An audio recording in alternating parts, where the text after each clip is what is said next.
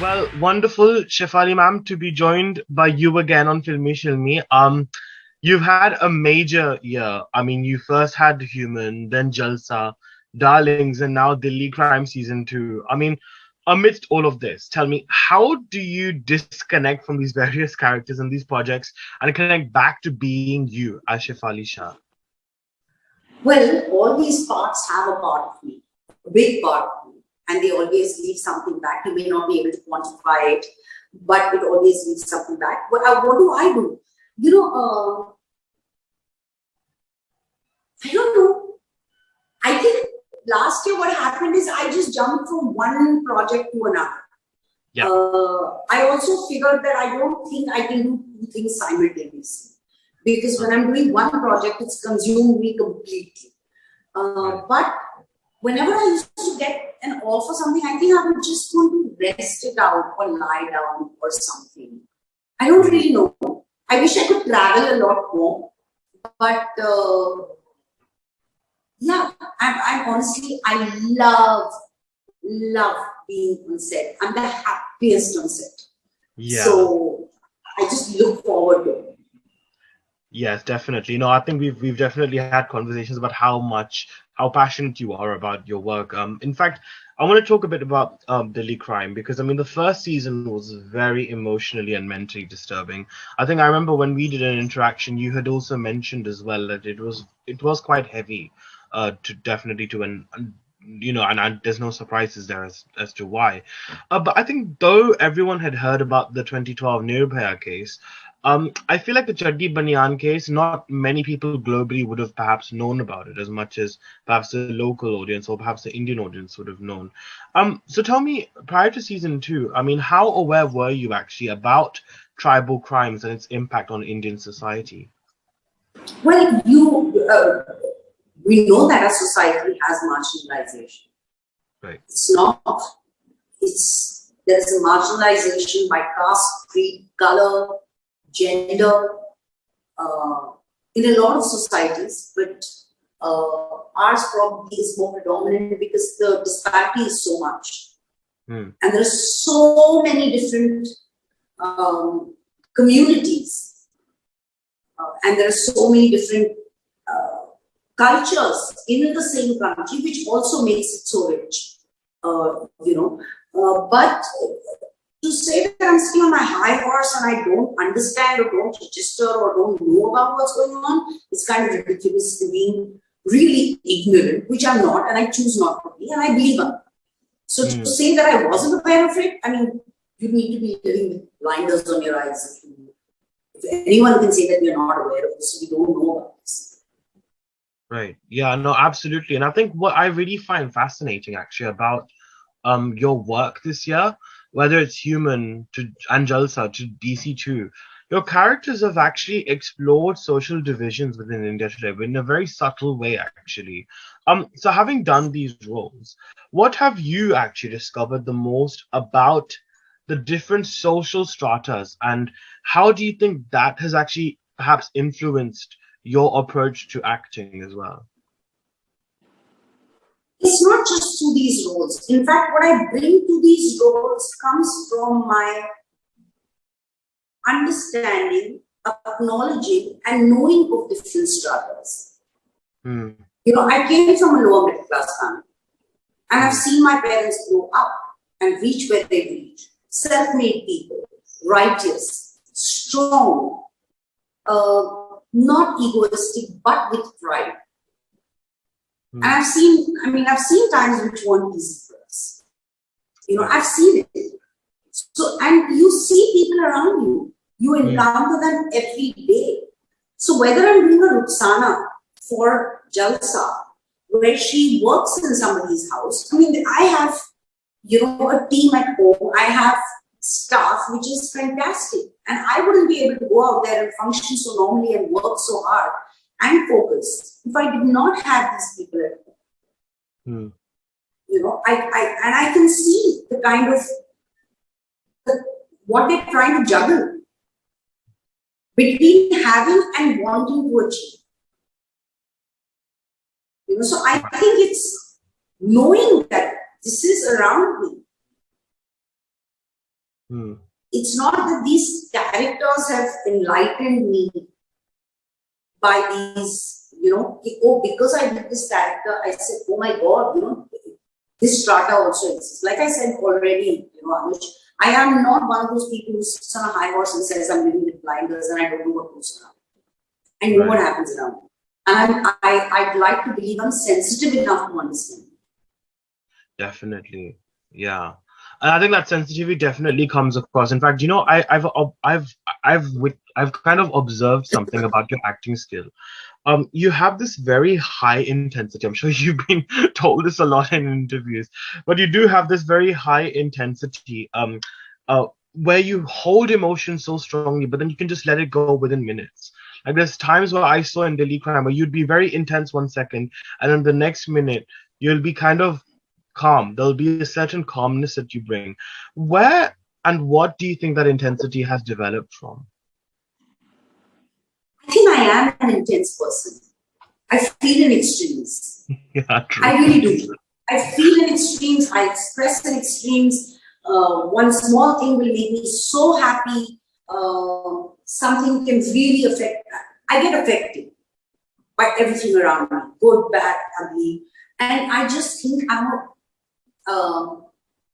over passionate, over expressive person. But and like I said, I feel in extremes. So I think it comes. Also, Vartika is that kind of person. She also knows where to hold back, where to give it out. She does not go around. She has power. She knows the value of that power. She doesn't need to scream, shout to establish. Right. She only let it out when she really needs to put someone in their place. Otherwise, she can rein it back. She has a way of talking to various people in a different method. Yeah, she knows what will work for this person. She understands her team so well, not just for their professional strengths, but she also understands their personal strengths and weaknesses. So she knows who will work better in this particular department. Yes. Definitely. When you're handling a team as a team leader, managing people is one of your prime jobs. Of course. And she does that because she wants to get her job done. Right. Yeah, and I think that definitely does come across. And I noticed that actually when she's speaking with her colleagues, there's a sense of politeness that she brings, even if she might not agree with them. But then when she speaks with the criminal who's literally committed a ghastly crime, an offense, she completely goes full on. She speaks in their sort of style of speaking. And I kind of noticed that change as well. I think also what I must say is that I think Shefali ma'am, we've spoken many a times and we've interacted many a times, and I think I can rightly say that you are very compassionate as a person in terms of like you have a lot of empathy within you, and I think that really seeps across in Vartika as well. So again, is that something which you also reflect back on, be it as a mom or where she's talking to her child in America? Do you also feel that you sort of delve into this part of you as well, that compassionate and empathetic side too? Well, when I do a character, it takes everything out of me.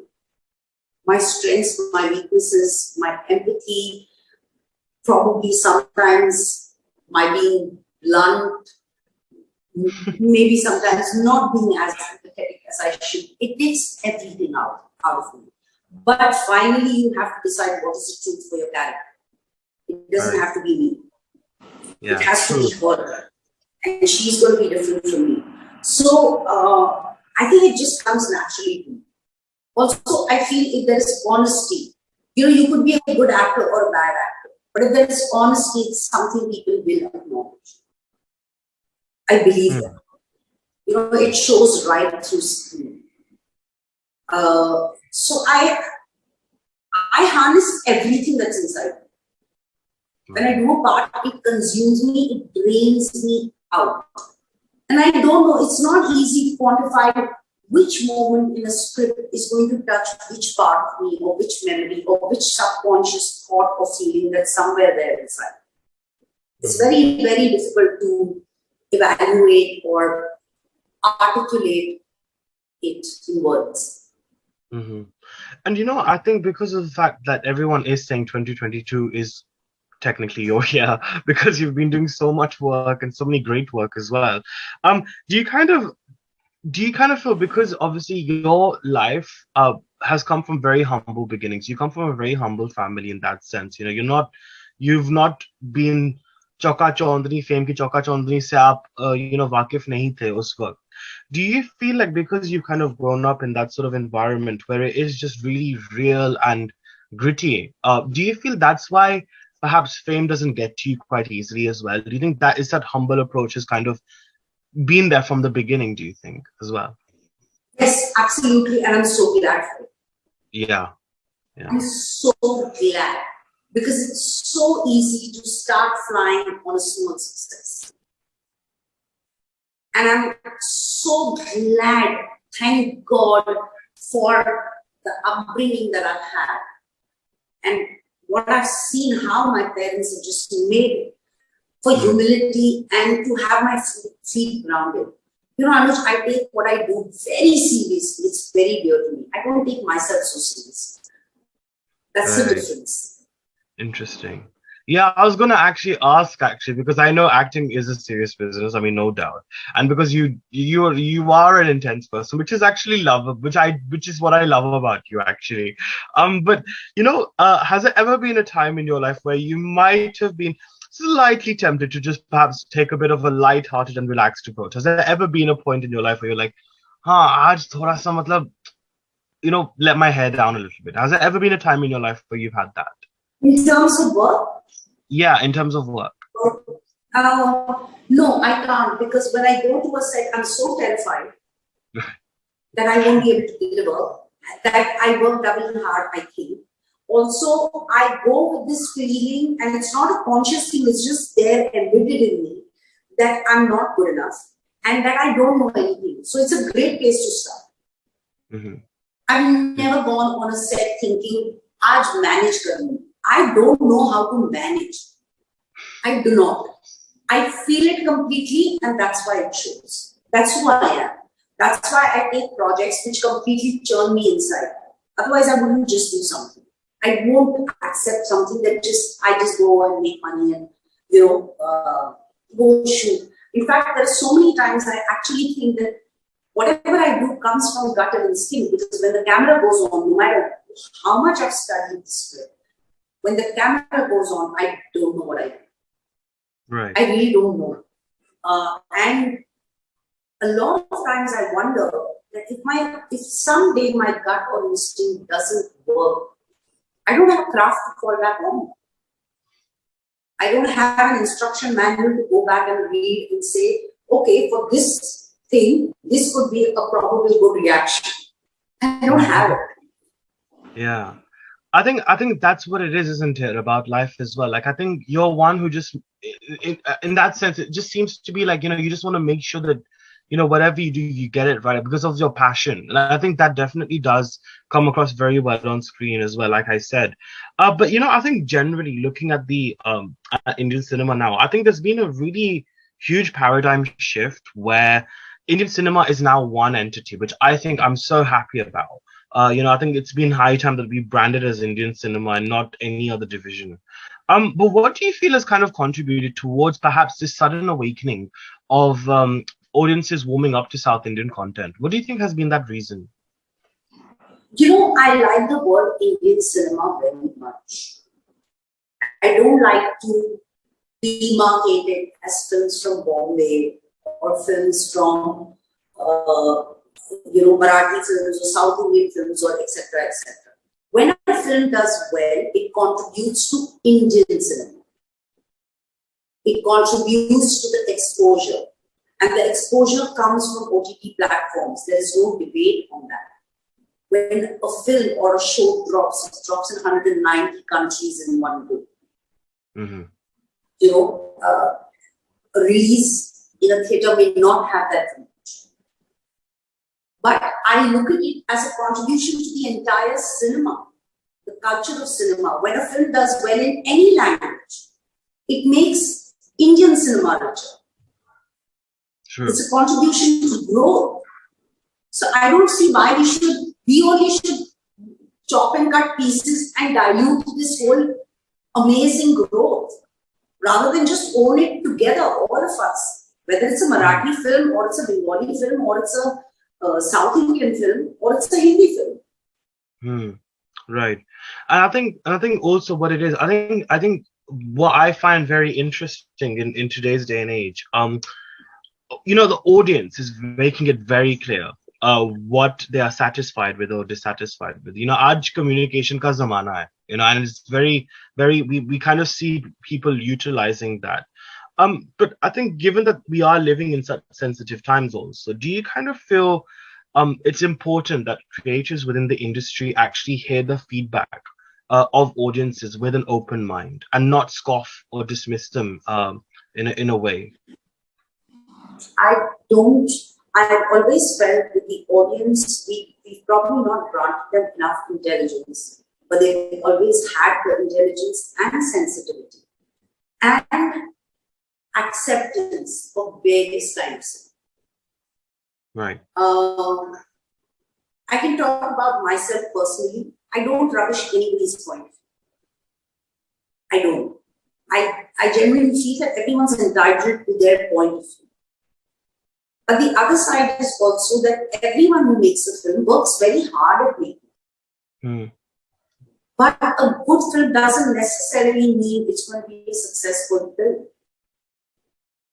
Some of the most brilliant films have probably not worked on the box office, and luck has a very big part to play. Like, I believe that every film, like a baby, is born with its own fate. If there was a formula for success, then everyone would be making the same stuff.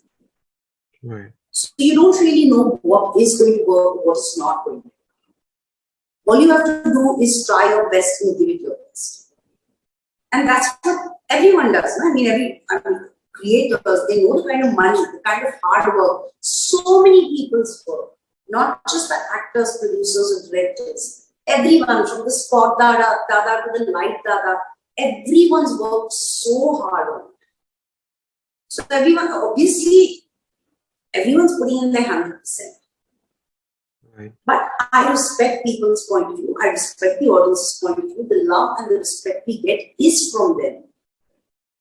And I think you've got to, like we take success in a stride, you've got to take certain not so successful moments in your stride and say, okay, let's see what we can do about this.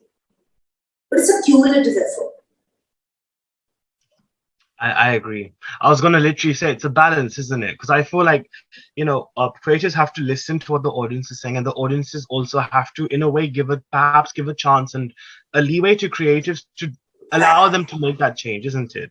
It has to work in tandem. And I think I agree. Yeah. And also cinema or any form of art. Like, I believe any form of art is not totally, it's such a long process. It starts from somebody's thoughts, somebody's creation, to a viewer's perception. That is when it forms it goes around a full circle.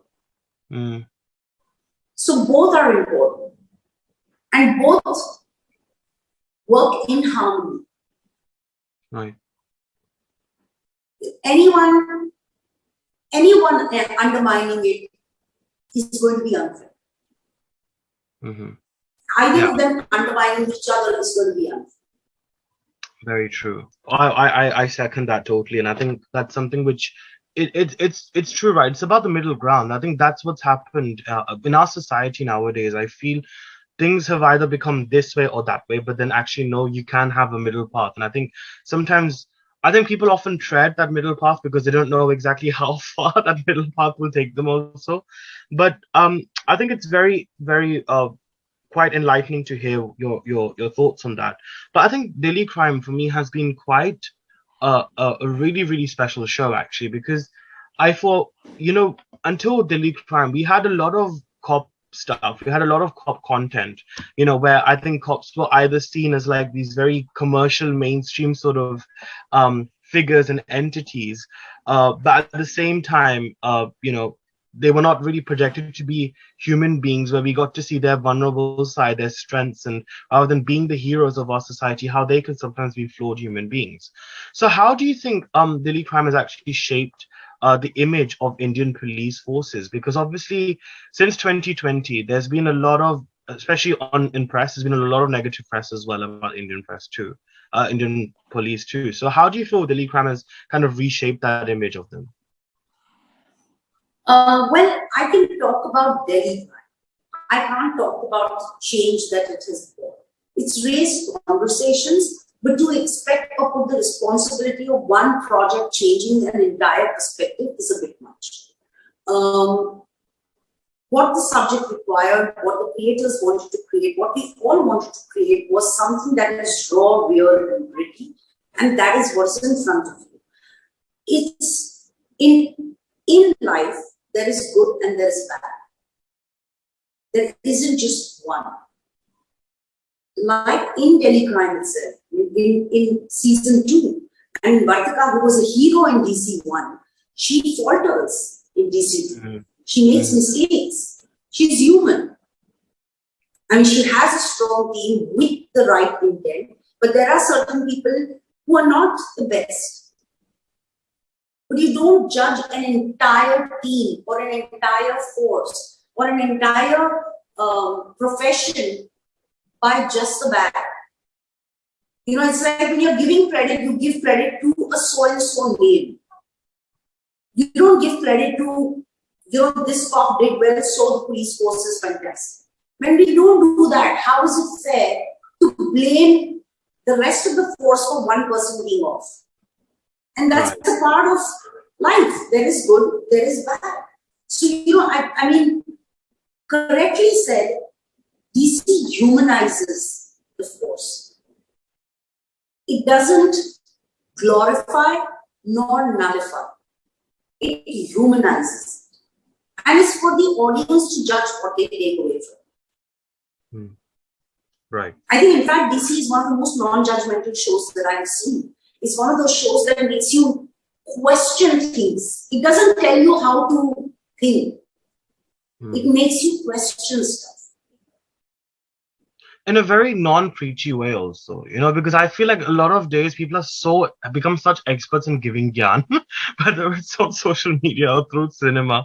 I think that it's so refreshing to have a show like DC, because what it does, it educates you in a way, but then it's also engaging at the same time. And I think that's definitely something which I've always loved, and rightly so. The first season won an Emmy. In fact, I remember messaging you actually instantly when I got the news. I was like, oh my god, I can't believe it got an Emmy. It was such a beautiful moment. And honestly, I think Delhi Crime season 2 is equally engaging, and I think I'm looking forward to seeing what happens next, because it's left us on such a life-changing sort of cliffhanger. I'm really keen to see what happens next. So that means I'm going to have to wait so many more years now. I mean, it was 3 years since we were waiting for season 2. So I don't know how long it's going to take for the next season now to come out. I hope not. I mean, first, I really hope that DC3 happens. 2, I hope that it doesn't take that long, and I don't, if it starts and if it becomes official, etc., which I still haven't heard from either the creators, producers, director, or Netflix. But I don't, because also the last 3 years have changed everybody's life. Yeah. Everything went on a standstill. We can't even account for those 2 years.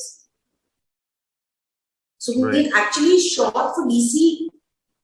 We were actually, I remember coming to Bombay in the middle of my DC schedule. I had a 4-day gap, so I came from Delhi to Bombay. And then, before I could return, everything was just suddenly, all shoots cancelled, all work, the rules started coming in, and there was lockdown. Yeah. So that was a very crazy time. But look, I mean, I'm looking forward to seeing some more great work from you. I think you have Dr. G lined up as well. I think so. That's really super soon, I'm sure, as well. But honestly, Shefali ma'am, it's such a pleasure to always have you on Filme Shilmy. We've always had such lovely chats, actually, and I really look forward to interacting with you and hearing your thoughts and the way you beautifully articulate them. And I think, yeah, Delhi Crime Season 2 is definitely worth the binge. It's streaming now on Netflix. So to all our viewers, if you've not seen it, please do go watch it. It's definitely worth your while. So thank you so much, Shefali ma'am, for joining me once again. Thank you, Arun. Absolutely a pleasure chatting with you. Amazing. Bye. Take care. Thank you. Bye-bye.